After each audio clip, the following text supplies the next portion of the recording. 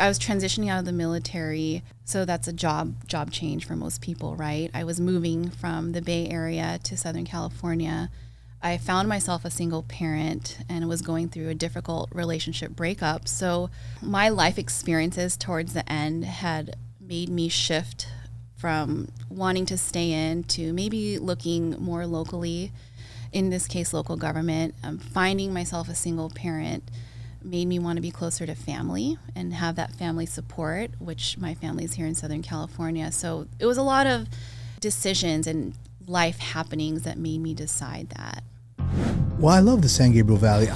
Welcome to the My SGV podcast. So I grew up here and I still live in Alhambra. I was raised in between Temple City and Alhambra. Eventually resided in South San Gabriel. Our mission is to capture and share the stories of the people of the San Gabriel Valley. Monterey Park has pretty much been my whole life. Well, I'm proud to say that I was born and raised in the San Gabriel Valley. We believe our diversity is what makes the SGV great. And no matter where you are from in the San Gabriel Valley, you will feel welcome.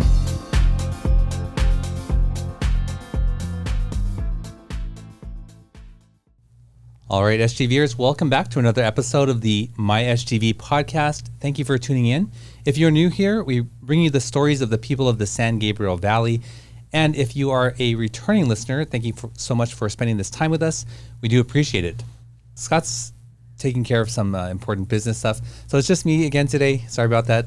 And Victoria is here also. So, well, I know that your sister likes to bake. She has a baking company. Is it Pease Bakery? I think so, yeah. What do you like to bake? I've enjoyed baking when I do it. It's not like a very big hobby of mine.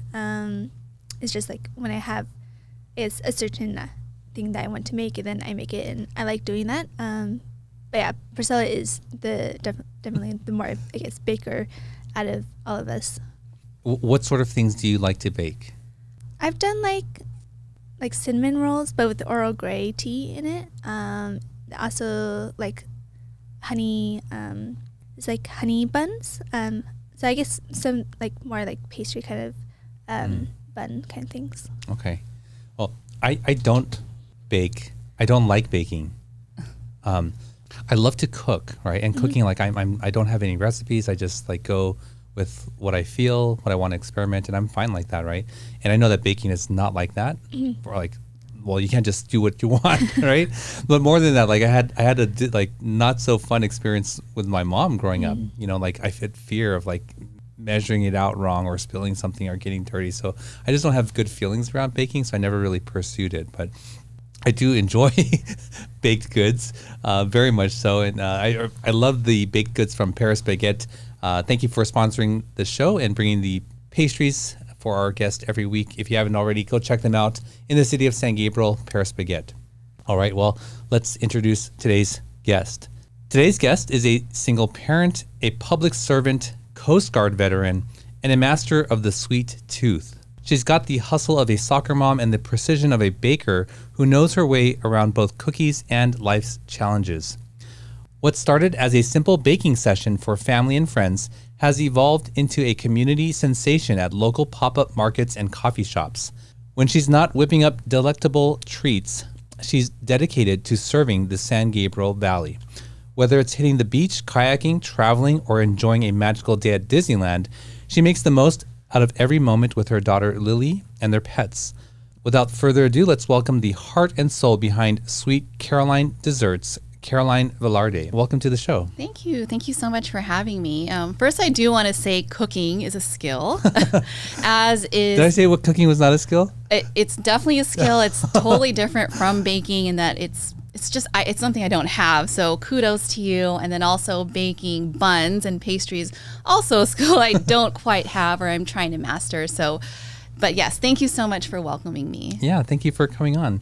So you are the owner of Sweet Caroline Desserts. So obviously you make desserts, but you made a distinction there between what she was making. So do you make something different? Yes. So currently I specialize in cookies. I am a cookie monster. So I like to eat cookies, and I specialize in cookies.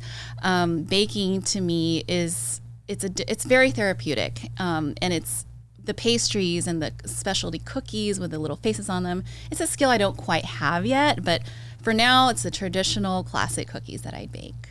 I see. So I want to get into the baking stuff, but let's go back to your story. What is your connection to the San Gabriel Valley? So in addition to more than just simply living and working here, the San Gabriel Valley, I would say, is where I really found my footing and myself. It all started when I worked for the city of Monrovia almost a decade ago in public service. And in public service, you really get to know a community from the people, the engaging citizens, the issues that are important to them. And not only did I fall in love with Monrovia, but to me was very representative of the valley and the melting pot of cultures and the diversity we have here, how engaging the communities are. It's beautiful. We're at the base of the San Gabriel Mountains. So that was my intro to the SGV. Fast forward to a few years later, I purchased my home here. It's where I live, work, and play. Very different from where I grew up in the Inland Empire, certainly not as diverse, but even as a young girl, I remember coming to West Covina, the San Gabriel Valley, for our Filipino goods and our products and the bakeries and the restaurants. So it's always just been this special place for me that signifies diversity and culture, and it's a place that I hold very special in my heart.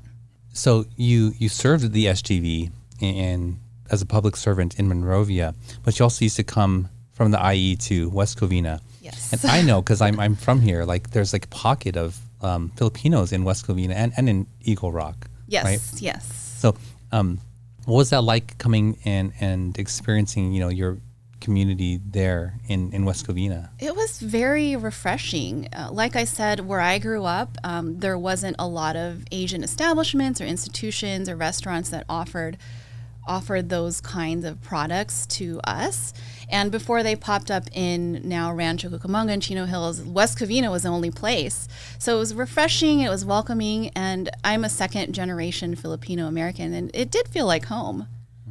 So when you say public servant, like you served on like city council or something? I am the staff at local cities. So I'm not on council, I'm not an elected official, but we are the staff that implements the policies that council makes. What do you enjoy about working with the community in that capacity? I like being able to help create premier communities that offer a high quality of life. I really find it very fulfilling and rewarding to bring new amenities to a community to help strengthen their roads and have better play equipment, and even bringing new services to the community such as small business assistance. I just like being in a position to be able to give back and serve others. At a very young age, my parents instilled in me a sense of service. So after grad school, I joined the Coast Guard, the military, and I looked to continue that service at the local level, which is what I do for cities now. You joined the Coast Guard after grad school? Yes. Wow, that's unusual, right? Because a lot officer, enter yes. after like high school or something. Yes, after high school, typically it's boot camp. I came in as an officer, so I had my bachelor's degree, my master's degree, and did 17 weeks of officer candidate training at the academy in New London, Connecticut in the dead of winter. Not fun for a California girl, but yeah, I joined the Coast Guard as an officer after grad school. What was your experience like in the Coast Guard? It was a very interesting learning experience. It was fascinating, and I think there was a little bit of a transition there in coming from a civilian world to the military. Some of my counterparts came from the military academies, or they came through the enlisted ranks, so they already knew a lot of the military culture and the world. So for me, it was definitely a transition. It felt good to be able to serve the country. We did anything from fishery patrols to environmental patrols to counter drug patrols, and it was an exhilarating time to be able to serve your country at such a big level. But certainly after that, I wanted to do it more locally, and I wanted to kind of see the fruits of my labor as it develops in a community. But to answer your question, it really paved the way for a career in service, which is what I do now for cities, and even something I try to accomplish through my baking. Are you able to look at your parents' lives and see like where this pushed for public service came from? Because that's not in every family, right? You know, it isn't. And my grandfather, I remember he tried to join the Navy. He literally missed the boat. My dad was telling me that the Navy recruiter was in the Philippines and it like sailed away in time for him to sign up. But it's always been in my family, I think, especially my dad's side. So my dad was in the service as well. I think it's just this desire to try and leave the world a better place than you found it, or at least make a positive impact. It's how I was raised. It's how I raised my daughter. It's just very much ingrained in us. You say your dad was in the service? He was, yes. What branch? Air Force, U.S. Air Force. Okay. And why did you choose the Coast Guard? I chose it because it's very different from the other branches. It's more humanitarian based. It's about helping people, helping the environment, versus the other branches are more about defense, generally speaking, of course, but that's why I chose it primarily. It is the smallest branch. They are mostly stationed stateside, so those two factors appeal to me as well. And I would say it's the humanitarian side of the Coast Guard that really appealed to me. And how long did you serve? I was in for 3 years. And where were you stationed? In the very exotic Bay Area. Oh, beautiful. It was a fun time. It was a great duty station. Do you get to choose or put in your requests for duty stations in the Coast Guard? Like give them like your top 3? You do, and actually during school they try to pair you up with where they think you would fit best. So my grad degree was in intel. I did intelligence. So they stationed me on the Coast Guard Cutter Berthoff, which was home ported in the Bay Area doing intel. So you do get to choose, but they also try to pair you as far as your skills and your interests. So you were an intel officer? I was, yes. Wow. Yes. And I'm sorry, you said you were stationed like on a ship in the Bay Area? Yep, that was home ported, docked, if you will, in the Bay Area. So what does your work life look like, in the Coast Guard up there? We do have patrols. They're not as long as the Navy, so I think we'd go to sea for about 3-4 months, come back to port for about a month, and then back to sea. We also, during longer deployments, we would also take a port call at the local areas. For Hawaii, for example, was a port call, Panama City, and there we'd stop for a week to refuel, get some time off, and take a little break, and then it was back to sea. So it was basically a deployment schedule of 3 to 4 months, switched off by 1 month at home in port. And what kind of ship are you on? It was called a national security cutter called the Coast Guard Cutter Berthoff.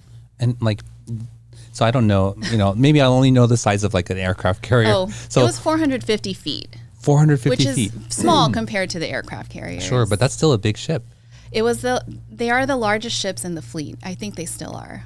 And how many people are on the ship?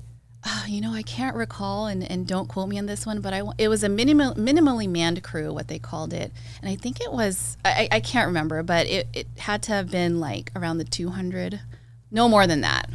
It was small. I think Navy carriers have like thousands of people on board, and they're pretty much like floating cities. Mm-hmm. So when you're out for months at sea, how often are you like docking? It depends on how often we need to refuel, but I would say it's about 7 to 10 days that we're out, and then we come in to fuel. And then, like I mentioned, sometimes we'll stay for a couple days to give the crew a break. But if it's simply refueling, it's refueling, then back out. So it was fun. It was interesting, and it was very busy. I do want to say that. It was very busy for junior officers, which I was at the time, because there was so much expectation for you to get what's called qualified, to drive the boat, to carry a firearm. I'd say junior officers had it really tough on a ship because there was a lot of expectations, a lot of things you had to complete, essentially, to get certified. I'm trying to think of ways to describe it in the civilian language, but it was just nonstop on the ship. Wow. I forget the name of a person who's gone below the equator on a ship. Oh, geez, don't ask No? me. Have you done that? There's a term for it. I forget what it's called. I can't remember. No, I don't Maybe think it's a we Navy have. thing. Yeah. I think they call like submariners, like they call them something also. Yeah, yes. Oh, submarine, I couldn't do that. That's like depths underneath water. You don't see sunlight. So kudos to all our Navy men and women that do that. So you're wow. I'm just trying to like, paint a picture or get the picture of your life, right? Like, it sounds like it was a good experience for you. It was good, but also challenging. Like I said, there were some things that were very hard for me to adapt to, not having prior military training at all. But in some, it was a learning experience. I learned a lot about myself professionally and even personally. That was when I had my daughter towards the end.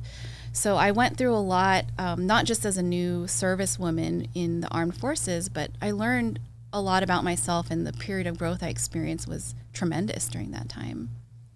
I served in the military. I didn't know that. No. What branch? In the Army. Oh, okay. And Scott is always fascinated by how the military is organized, their like leadership structure. And one of the things that I'm always very fascinated by and proud of is like how the military often, how they're so good at getting them to police their own, right? Yeah. And trying to adopt that into a work culture, right? Where like you set the standards, but everybody is sort of like looking at everybody else and saying, hey, this is who we are. You represent us, right? Yes. Did you learn those types of things at officers' school? I did. And especially as an officer, what you said is magnified times 10. Not only was there a lot of pressure to get our qualifications, as I had mentioned, but within the officer ranks, it was also very competitive. But at the end of the day, it's like this is who you represent. You represent the officer corps. And then there's also that delicate relationship that you had to learn and build with your enlisted team. So learned a lot, and especially relationship building and being able to represent with pride and dignity and professionalism while being vulnerable, if that makes sense. Yeah. It was a lot at once. I shared, I don't know if I ever shared this on the show, but I shared it with Scott. I think the Army Field Manual or NCO manual has the word love like over 100 times. Oh, I did not know that. Yeah. Isn't that yeah, cool? That's very interesting. That seems like very unmilitary, like actually, yeah, to have such a soft word in a manual. Yeah. And I always would share with people, like, people think like have this idea of the military, right? But I would say to them, like, if you're a jerk, if you're disrespectful to your subordinate, like there's a chance that you're going to be out in the field with a loaded gun with this person, Yes. You can't just like, it's very different. Yeah, there's very much that. There is the leadership distinction, but it's also just as much about camaraderie and taking one for your team. So I would agree in that it's not as rigidly portrayed maybe in the media as people see. Mm-hmm. And especially branches like the Coast Guard, where you are more out there patrolling versus being actively on defense all the time. It's different, like you said. It's not what is always portrayed in the media. Now I have a more clear picture of your compliments of both Victoria and I in the beginning. So this is like just a part of who you are, like being able to build connection with people, right? And so, okay, now I'm putting this whole picture together. So you said you had your daughter near the end of your career. Yes, I did. And that was a very trying time. Personally speaking, I was transitioning out of the military. So that's a job change for most people, right? I was moving from the Bay Area to Southern California. I found myself a single parent and was going through a difficult relationship breakup. So that was a trying time, to say the least. I was going through 4 to 5 big life changes at once. And I don't think I really give myself all that, as I'm speaking about it now, I don't really give myself all that credit for going through that. But it was difficult. I'm not going to sugarcoat it. I learned so much about myself personally and professionally, but it was a trying time. And I think I bring that up because it helped shape my priorities moving forward. I knew that I wanted a career that was fulfilling, because to me that was like kind of a coping mechanism with what I was going through. And as someone who does struggle with depression, I wanted to continue my service into a field where I can give back. So yes, to answer your question, I did have my daughter in the service, but it's not without kind of all that I went through at that time. It's something that I am very passionate and get kind of emotional about, actually. Yeah, that seems like quite the transition. Yes. So like becoming a mother and then becoming a single mother. transitioning out of the military and moving. That's a lot. Any one of those by themselves. Absolutely. Yeah, and that's what I was challenging. saying is as I'm talking to you about it now, I don't think I give myself enough credit for going through that time, but it certainly was a lot. Yeah. And the 3 years is standing out to me as like, did you know you only wanted to serve this time when you went in? Or did you choose at some point, okay, I'm just going to, serve at 3 years and get out? Definitely what my life experiences towards the end had made me shift from wanting to stay in to maybe looking more locally, in this case, local government. Finding myself a single parent made me want to be closer to family and have that family support, which my family is here in Southern California. So it was a lot of decisions and life happenings that made me decide that. Okay. Yeah. I can see like being around family at that time would have really been important. Absolutely. So is that when you made your transition to public service again? Yes. Yeah, I did. And, I mentioned this to you. I was going through a hard time. I do have some mental health challenges that I work on every day. But I sought public service because I knew that serving others gives me a sense of fulfillment. And in many ways, it's a coping mechanism for me. And it helps me battle those mental health challenges. So I thought, why not look at cities? I had served, obviously, at the military, you serve at the federal level. I've done some county internships in college, but I thought that cities would be a good option because you could really see the fruits of your labor in a community. You could see the brand new park equipment that you helped secure grant funding for, the new streets that a neighborhood is going to have. In my case, in economic development for the city of San Gabriel, I'm able to help small businesses through various resources and workshops that we offer. So I really wanted to continue that passion for service at the more local level. You said you struggle like now with mental health challenges. Yes. And you said depression. Yes. Can you share like where does that stem from? Where does that come from? In retrospect, I think I've struggled with that ever since I was a teenager, but in my family, it very much was, or mental health in general is a very taboo subject, and I didn't really have an avenue up until recently to really seek therapy and implement coping mechanisms that I know help me. A lot of it is very much stemmed from relationships.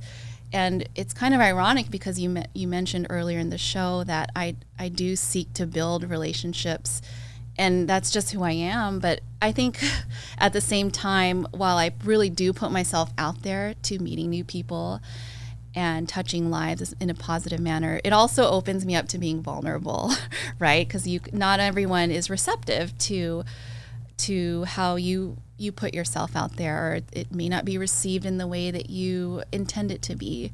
So in the sense, relationship building is my strength, but I think in some ways it can also be my weakness in that I tend to internalize a lot. It affects my mental health in ways that maybe it shouldn't, but I'm a very sensitive person when it comes to relationships for the good and probably ways that could improve. But I think that's where it stems from, is my desire to put myself out there and really try and build connections with folks who may not always be receptive to that, or at least it's not intended in the way that they perceive. I don't know if I'm making sense. Yeah. I think in order to have any type of meaningful connection with anybody, romantic, friendship, work, there has to be a level of vulnerability. And without that, it's not really that deep or authentic. Correct. Right? Yeah. So, absolutely.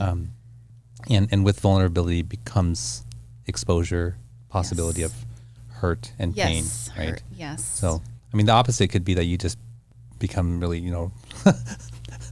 brittle and shut everybody out, and so that's and that is not me. I could probably learn some of those qualities to be able to do that, but I definitely fall on the side of vulnerable to hurt and vulnerable to feelings when it's not always, reciprocated or things of that nature.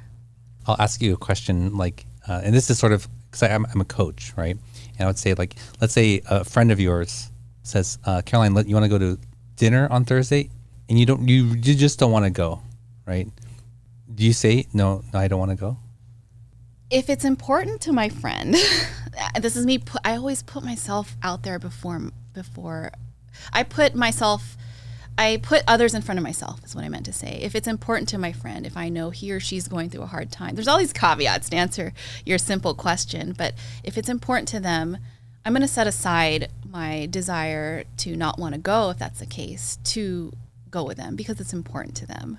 That answer in itself gives you insight as to probably the type of person I am. Absolutely. Yeah.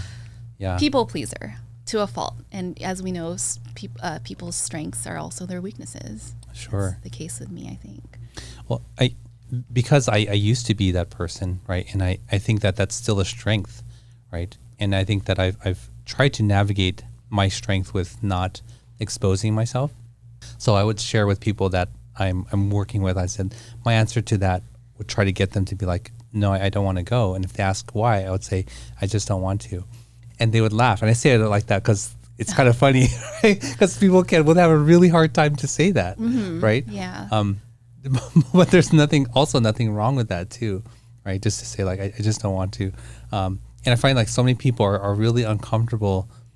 Like they go through all these things to if they really don't want to try to either like make this other person more important than them, or they'll find some sort of like lie, right?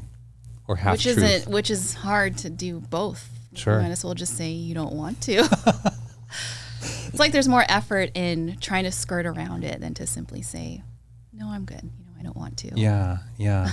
What hit me like a ton of bricks was someone had shown me, they said that it's me trying to manage their emotions and I'm not responsible for that. Yeah, that's actually a good way of saying it. We're already responsible for our own. And so to manage others, it's a whole nother. Do we really want to take that on? It's impossible, really. Yeah. It's impossible. Yeah. But we still try. So, well, Caroline, we ask each guest to bring an item of significance with them. What did you bring with you today? So can I lift this up? I bought this simple piece of photo art from Shanghai that my sister actually purchased for me. And it's a photo cutout of me and my daughter. And the reason why I like it is because it's just simple. It's the life that I try to live and I try to convey and lead by example to my daughter. Because when life gets noisy, especially for someone who struggles with mental health issues, it's easy to lose sight of our why, our purpose, why I come to work, why I bake, the passion. But if you tune all that out, at least for me, I find that it really is simple. Tune out the noise, the criticism, the voices. And that's the photo. It's simple. It's the life that I lead. And I try to, as much as I can, do that every day and not forget my why and my passion and my purpose for waking up every day, for coming to work and serving the communities of the San Gabriel Valley, for spreading joy through my cookies, one cookie at a time.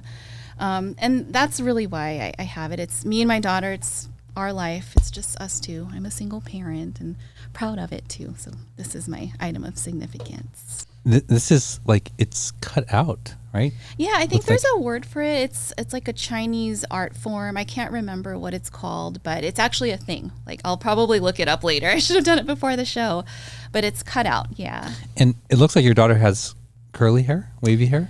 She is the doppelganger of Shirley Temple. Is she really? Oh, she has big curly hair then. She's curly hair. She's pale. She's very, different looking from me, but I tell folks she is my daughter. She's not adopted, but yes, she has curly hair. Not for me, obviously. So you moved back to the San Gabriel Valley to be with your family and your daughter now, and you're raising her as a single mom. And what has that journey been like? I'm sure we have a lot of parents who are listening, but as a parent, you kind of evolve your life around them. And their activities are no exception. So my whole being is for my daughter. And recently with the whole baking, what started as a hobby, as a bonding activity with her, has now evolved into I'm going to call it a full-time side job, which is an oxymoron, but that's what it is because she's able to be alongside me at markets. It's never too early to start teaching business acumen. So it's more than a bonding activity now. It's actually a full part-time operation. I couldn't have done it without my parents' support. They help me out with my daughter 2-3 days a week. They're very much active and present in her life, and I have a lot of gratitude for that. There were a lot of times early on where it was difficult, but now I couldn't do it without the support of my parents. So my life as a single parent is being the best mom I could be every day, going to work with purpose and trying to make her proud. I act as if she's watching me and whatever I'm doing. So living up to that expectation of just being a good person and living by example, I would say. Is your daughter a teenager? She's a preteen. Okay. So she's doing all those fun, like, preteen activities and behaviors. And I'm like, what? Why don't you come sit with me? You know, she's going to be 12 in September. And you guys really bond over baking together? We do. She, in the beginning, it was her kind of, mixing in the flour and doing the churning, but now she's actually like, no, Mom, let me do this. I'm like, oh, whoa, okay. So she's very excited about it. I don't know so much about going to markets, but she loves baking and eating cookie dough as we bake. Eating cookie dough as you bake?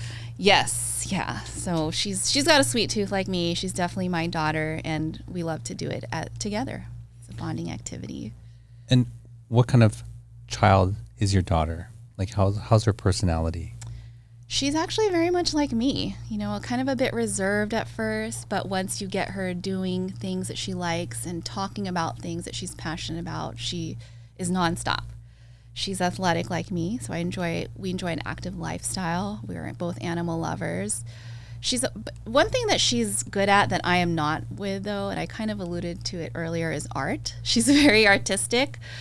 I think that's something she gets from her dad, but we more or less have the same common interests, and I'm grateful that she loves to bake, because even if she didn't, I'd probably have her help me out anyway in the kitchen, but it's something she likes to do as well. What are some things that you hope to pass on to her? Oh, wow. That's a very a short question that I could go on and on about, but I think one of the things would be perseverance, especially in times of adversity, in times of doubt, letting her know that I'm always there to support her through any struggles, whether it's physical, mental, emotional. We have a very open relationship, and I try to instill that openness in her now. It was very different from how I grew up, and I was raised in a very loving household, but I try to be very, very open with my daughter, not just with what she's going through, but what I'm going through as well. Mommy's having a hard time at work. Mommy's going through a breakup. And I don't want to shield her from these life issues that she will eventually face, probably sooner than I think. So we're very open. And one of the things that I want to instill in her is that perseverance to move on with the support that she has in me, to be able to tackle life's challenges and to seek healthy ways to cope with these challenges that may not go away. We may have it for forever in our lives, but it's up to us to seek coping mechanisms that work for you, and therapy that works for you, not just in the form of traditional therapy with a counselor, but through an activity. In our case, it's baking, it's kayaking. Seek untraditional ways to cope and persevere, but I'll always be there for her. Yeah. Perseverance. So I think this kind of quality, you earn it, right? Like, I think, I don't know, I've not looked at a lot of people, but enough people to see where they got it from. Do you think that you developed that before this, for really trying events, or did that sort of give you that perseverance? That definitely gave me that perseverance. And it's not without challenge. I may sound like it was easy, persevere through those times, but those were very key moments in my life that set that determined how I wanted to move forward, not just in my career as a professional, but as a mother, as a person. And I continue to face, like we all do, similar challenges throughout our lives. But I try to remember that I went through that. I should give myself credit, and I try to remember those when times are tough, because there's something to be said about going through hard moments in your life, and when something else happens, remember the times you overcame worse. At least that's what I do. If I went through that, I can persevere other situations in life.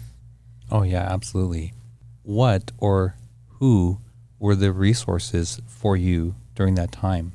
Like, how did you get through that? What did you seek out, and what were you doing to get through that? My parents played a pivotal role in terms of supporting my single parenthood. Certainly, they helped with caring for my daughter, something I couldn't do quite fully as a full-time professional, and trying to getting my feet back into the civilian world after the military. I didn't actually seek therapy until several years ago, because as I mentioned, I grew up it being kind of taboo. It wasn't something you actively sought help for. So I've done my share of therapy, continue to do so on and off, but although I'm looking to kind of have it be more consistent, I practice yoga regularly. So shout out to Cali Health and Fitness in San Gabriel. And I work out. It's my de-stressor, working out, having an active lifestyle, definitely baking over the last 8 months. It was, like I said, starting out as a bonding activity, but there's something very therapeutic I find about mixing ingredients and measuring it to your satisfaction or to your accuracy, and then pouring that scoop of flour and creating this like sweet treat. I find that to be very therapeutic for some reason. So those are kind of my coping mechanisms. I have fulfillment, as I mentioned, through my work. Try to practice gratitude more, and being grateful for what I do have and the position I am in life to be able to give back to others. So it's different hobbies, different activities, but also changing my mindset. Well, Caroline, I want to get it more into the baking and all about that, but let's take a quick break and we'll be right back. Okay, great. Sometimes, even the best of us can slip up. That's why the law offices of Scott Wormuth are here to pick you back up again. And while they strive to get you the biggest compensation possible, oh my gosh! Their main concern is your health and recovery. They work closely with doctors and insurance companies to make sure you get the proper medical treatment.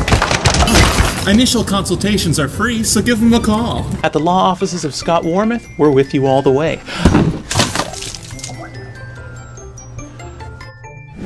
I'm Scott Wormuth. We've been fighting for your rights for more than 40 years. All right, we're back with Caroline. Caroline, before the break, you started to get into the baking and sort of the things that excite you and get you, I think you said therapeutic through your baking. But before we return to that, when we come back from the break, we like to ask questions from this deck of cards called Icebreakers. And they're just another way for the audience to get to know all of us a little bit better. So Here we go. What activity do you enjoy so much that it makes you lose track of time? Oh, that's easy. It's kayaking. Kayaking? Yeah, anything out on the water, but specifically being out on a little boat in the open. Actually, whether it's in the open ocean or near to the shore, I can be out there for hours. So I have to kind of preface my friends like, hey, yeah, I'm down to kayak, but I'm out there the whole day. You guys better bring your own or rent your own. But I find being in the water, similar to baking, very therapeutic. Maybe it has to do with my Coast Guard days and just the ocean being a symbol of serenity, the color blue, the sound it makes. But kayaking, I can be out there for hours. And yes, sunscreen. Don't worry, Mom. But kayaking, definitely. Wow. Yeah, that sounds fun. I'm going to ask more questions about that later. But Victoria? I think I would say sewing. I can do that for hours and just I usually also absorb myself with music while I do that. So it's just kind of, I guess that kind of focusing on that. Oh, cool. For me, it would be fishing. Yeah, 100% fishing. So similar, an activity on the water. Yeah. And it starts the night before and all the prep, and really it's it reminds me of like being a child and with my dad. Yeah. And then with my brother. So then there's the sunset, there's all the smells and everything, and even if you're not catching, like you're just enjoying being out there. Yeah. So yeah, that's great. I haven't fished in a while. Thanks. Good idea. Well, if you're watching online or listening to us, what activity do you enjoy so much that it makes you lose track of time? Let us know. So before we get back to the baking, I'm curious about this kayaking. So where are you launching from? And do you have a paddle? Or are you like foot pedaling? What's the setup like? I have a 2-person kayak. It's an inflatable, so I'd highly recommend it because it's just as sturdy as one, and it takes up less space. It's easy to transport. I can go on and on, but it's a 2-person kayak. It's me and Lily. Sometimes we'll take our dog depends how much work we want to do with him, and we'll go to harbors. So Newport Harbor, Back Bay is one we'd like to go to. We'll often launch out of Dana Point. Their baby beach has a little launching pad area, and then we'll paddle around the harbor. But we also do lakes. Like last summer we went to Lake Nacimiento. We've done Big Bear. So really anywhere that is launchable. It's funny you mentioned that because I on my bucket list this summer is I want to kayak the LA River. I heard that you can do that, and all these other secret places in LA that you can kayak. So I'm very much looking forward to exploring LA's gems via kayak. I'm so glad the weather just started getting warm. So it is kayak season. I'm really looking forward to it this summer. So when you say inflatable, it's not like those pink flamingo, cool things. This is like thick plastic. Like you can't put a dagger through it.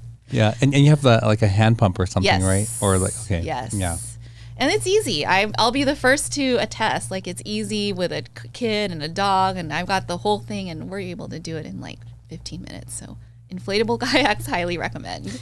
For my own curiosity, how much is an inflatable kayak? It's like on Amazon. I think I got mine for about $300. Okay. Sturdy, best $300 I've ever spent. Yeah, because the non-inflatable ones are like upwards of couple thousand, but you have to get it on the roof of your car, and right. And then there's a storage issue, and space. So just get an inflatable. Before we move on, I learned that the LA River has giant turtles in it. Oh wow! Sea turtles. Really looking forward to doing that. It's on my bucket list. Have you ever heard that? I didn't know that. Like look it up on YouTube, and you can see them in the water. They're like the huge leatherback turtles. Now I'm wondering if they're like stuck. No, I think the person whose video I saw on it said that they feel safe there because there's no like predators there. Yeah. But there's a lot of them. I wonder their food source though. Yeah, See, this is all so like that's interesting. I'll definitely have to check that out. Yeah. How funny. So now onto the cookies and the baking. So it first started as a hobby, and then when did the idea of turning this into something more come about? Last fall, and maybe I got the holiday baking itch, but it was always something in the back of my mind. But last fall was when I said, okay, I'm going to put myself out there and bake free cookies for the community. That's how it started on my local Facebook group. Hey, I'm a local baker. If you need cookies for an event or your kid's school, let me know. And I did that in the fall just to test feelers, test the demand, practice my baking. And shortly after, folks were like, you should really sell these. And that's when I thought, sure, why not? I had doubt in my mind because I think I mentioned earlier in the show, I was intimidated by bakers that are already out there and just all this kind of negativity that was clouding my mind. But then I thought, why not? It's a small risk. Like, what's the harm? So that's when it started, is in the fall, and then the holidays was just super busy time for bakers, and we're still going strong today. So it's been about 8 months that we've started the bakery. So you started just giving it or making it for free, testing it out, and then how did you start getting orders in? I mean, it all started with an influx of, yes, I want cookies for my daughter's school or this party at my house. I can't remember the exact time when paid orders started to come in, but I do remember the point at which people said you should start selling. So there wasn't much like of a transition really. It was just going from giving free cookies to selling them. I can't remember the exact time. And then shortly after, I launched my Instagram page, and that's when the orders actually really started to ramp up, and the interest peaked in the cookies, I started doing local pop-up markets, and then it kind of just picked up from there, actually. Had you already had a name for your shop at that time? And the logo and all that stuff? I had the hardest time coming up with a name. My really good friend said, because I had initially wanted something specific to cookies since that's what I'm baking, but then she said, maybe something a little more broad because you might want to branch out in the future. So it took me a while to come up with a name. Sweet Caroline seemed to go well because I like the song. It's sweet dessert. So we tagged on the word desserts shortly after. The logo came shortly after that. It was all a DIY. I did it all myself. No website yet, but the Instagram page was launched pretty soon because I figured it's my only form of marketing at this time. So I was quick to kind of put my work out there in photos. And with that came the logo and the name. And how many cookie varieties are you selling? Anywhere from 4 to 8 flavors. So it's a lot because I like to experiment and try different recipes. And for me, that's what makes baking fun is, that looks interesting. That sounds good. Let me try it. I just like to whip things up on a random weekend. I'll be sitting on the couch like, you know what, I want to make this cookie, so I'll do that. So anywhere from 4 to 8 flavors. Currently in the coffee shops, it's between 4 to 6. And I'm always open to what people want to eat, what people are craving. So oftentimes I'll put out polls on my Instagram. What kind of cookie do you like with your coffee? Or what kind of cookie do you want to see this summer season? So I'm also very open to the flavors that I bake.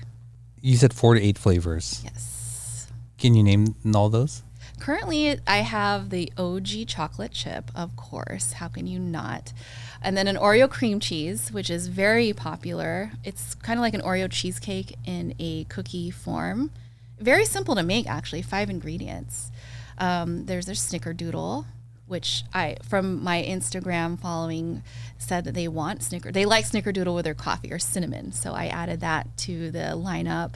There's funfetti, because fun fact about funfetti is kids love it. And it's every time their mom or dad goes to the grocery store, they want the funfetti cake pop. They want anything with sprinkles. So I was like, I'm going to make that. And I personally love sugar cookies and funfetti myself. It's like nostalgic for me. It's kind of like a birthday cake. So funfetti's on the lineup. And then I did experiment with offer ube at one point. There's also lemon currently, peanut butter marshmallow. I've had a lot of flavors, but currently it's those 4, 5 flavors that I mentioned at the shops. That's a lot for one person. And is this out of your home? It is, yes. Oh, that's tough. Yeah, it's a lot. I've come up with a schedule that makes sense for me. So I'll bake after work. You can find me baking pretty much. So it's one flavor a day. And the hard part about that schedule or baking in general is not so much the actual baking, but it's the washing in between. Oh, yeah. In between flavors. Yeah. That's the most tedious and time consuming. It sounds small and it's not hard, but it's so tedious because I do wash my equipment per flavor because I'm wary of, allergies and things like that. But it's almost as if baking 1 dozen cookie or baking 8 dozen cookies is the same as baking 1 dozen if the flavor is the same. But if it's different, forget about it. You got to wash that equipment each time. So I space it out to 1 flavor a day. And are you selling them? You sell them in a dozen, but do you also sell like individual cookies? Yeah, I do. I sell them at the shops. They're individually packaged, but if folks order half a dozen, 2, 3 dozen. For parties like Super Bowl, I did like an order of 4 dozen. So it really just depends. Do you make a gluten-free cookie? I have the gluten-free flour ready to go, but I have yet to make gluten-free and vegan as well. That's another popular request, but it's something that I am very determined to do before the end of the year, to master those vegan, gluten-free recipes. Sugar-free, too, is another popular request. Most gluten-free things to me are like, don't come close, right? My family, really? in my opinion. Some do. In my family, we avoid gluten, and my wife made a gluten-free chocolate chip cookie recipe, and it's really good. Oh, really? Excited to try. It's really good. Now my daughter will make it herself, like mix all the ingredients and freeze it in a roll and cut it in. Like, yeah. So she really likes that. Oh, wonderful. I'm excited to try. Like, I had bought it's a certain flour, right? I bought gluten-free flour. And so I think it's Bob's one-to-one. One of the brands. Yeah. Okay. Yeah, I'm excited to try and kind of branch out and try and cater to more folks' diets and appetites and tastes. Can I tell you my favorite cookie recipe? And Sure. maybe you'll make Yeah, absolutely. So my absolute favorite cookie, I've never seen anybody make it. My mom used to bake a lot. She used to give away banana bread and carrot zucchini bread as gifts and baked goods and whatnot. And where I grew up, the house next door had a persimmon tree. Oh, I love persimmon. Like the American kind, not the like Japanese hard they're kind. harder, right? No, so this one is like the very soft. Okay. Very, very soft. Yeah. So we would get them every fall, and she would wait for them to turn super ripe, and then just get the I guess it's like the fruit from meat, it. Yeah, but it's very like liquidy. Yes, right? it's soft. And she would make these like persimmon cookies. They were so like chewy and soft, and she would dust them in cinnamon and sugar. Oh my gosh, I've never seen those anywhere. That sounds actually really. And my dad, I'm a big fan of persimmons too. We have that same tree. Oh, you do? And yeah. Oh. So the fact that you're mentioning it, I think I'm determined to try it and make a cookie form. I've made persimmon bread, so moist, probably similar, with that cinnamon taste, but I'll try to make a persimmon cookie. Yeah, it's like my favorite. I could eat like a dozen, like. Yeah. They're very so sweet, good. right? Because the persimmon itself is very sweet. I don't remember the cookie being extremely sweet. I remember it just like I like the cinnamon sugar on the outside. Oh yes. And they were a little bit darker for some reason. I don't know why. Yeah, they tend to turn like a dark brown color. They're bright orange, but in baked form, it's like super dark brown. But I guess it's seasonal because they only come in the fall. Yes, and it was almost cake-like. It was still a cookie, but it was very soft. That makes sense. Yeah, very moist. Yeah, very moist. There's a lot of moisture and sugar in persimmons themselves, so I would imagine them to be very soft and moist. Yeah. I'll have to try that. I'll have to try it and bring some by. Yes, please do. Well, Caroline, we're going to move on to the final segment of the show where we get to learn more about what you like in the San Gabriel Valley.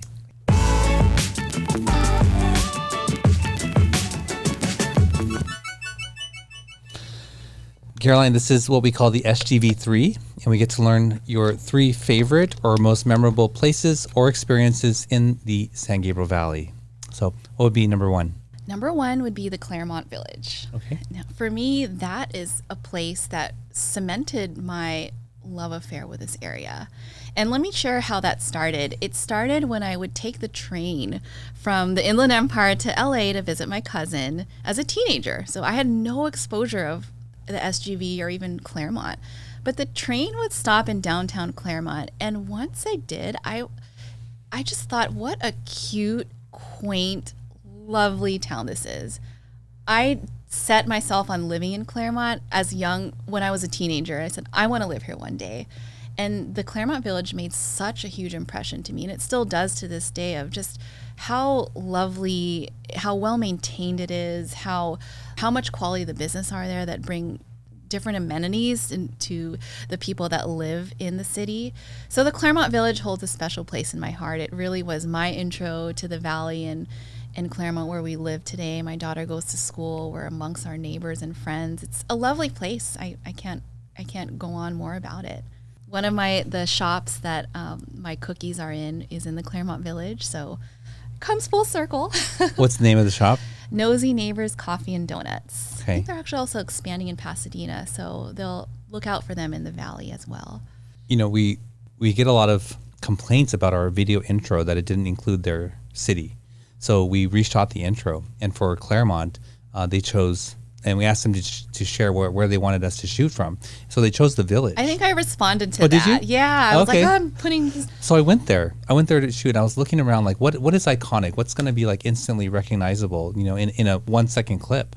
And there were 2 gentlemen at Starbucks there, and I was like, I'm not shooting Starbucks because but what is it here? And they said, well, you're in the middle of it here, right? Yeah. And he pointed out some older buildings there, and so you'll see it in the intro. It's hard to find a specific building in the village because as you kind of alluded to, it's like the whole area in itself is iconic. It's, at least for us locals, it's very recognizable. I think Pitzer College, or one of the colleges, has like a bell tower, and then it's called the City of Trees and PhDs, so it's got the picturesque tree-lined streets. But the village is, it's hard to find one building or one area in the village. It's more the village as a whole. Yeah, that's what I learned about that too. Yeah. Well, thanks for recommending that. Yes. Yep. And what would be a second place? Second place, I mentioned it earlier in the show, is Monrovia. What's not to love about Monrovia and Old Town Monrovia? I was fortunate to work with a group of colleagues a decade ago when I was at that city who really valued service and humility and serving with passion.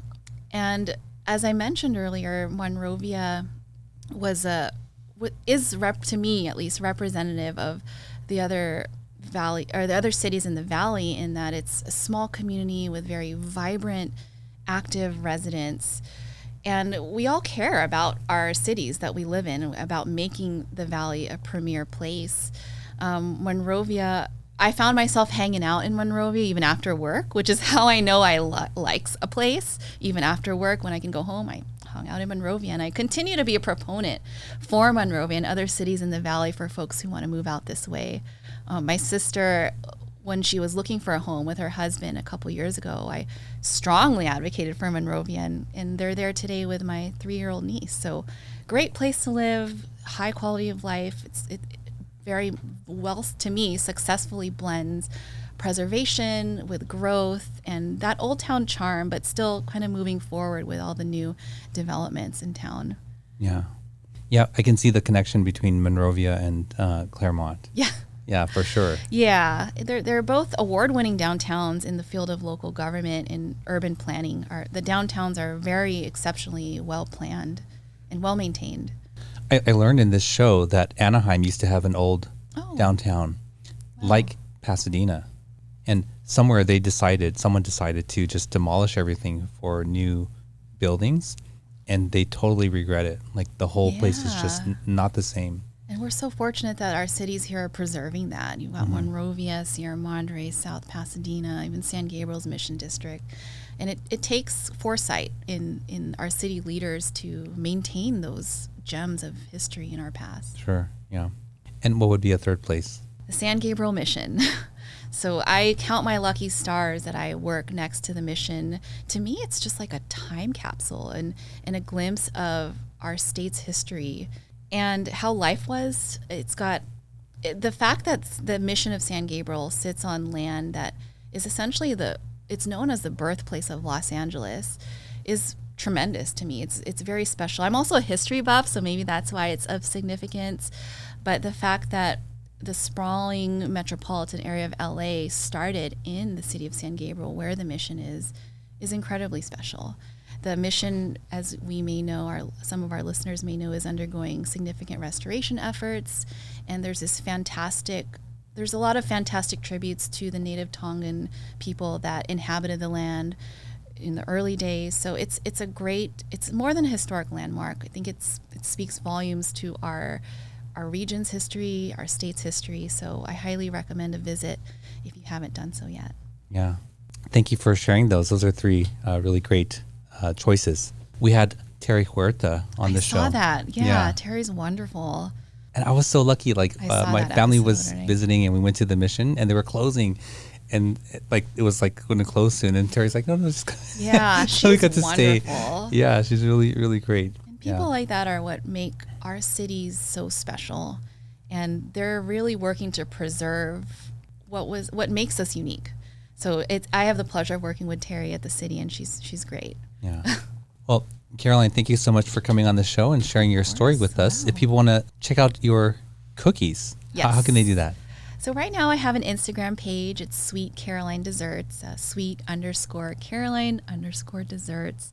That's really the best way to check out the available offerings, our next pop-up market, and kind of just what I'm up to. I film a lot of behind the scenes, some relatable, funny reels, sharing about my baking journey on there. So it's really a comprehensive insight into our baking business and journey. In the next coming months, I do hope to launch a website, so please be on the lookout for that. Yeah, we will. Well, thank you so much for being on here. We really appreciate it. Thank you for the opportunity. Yeah.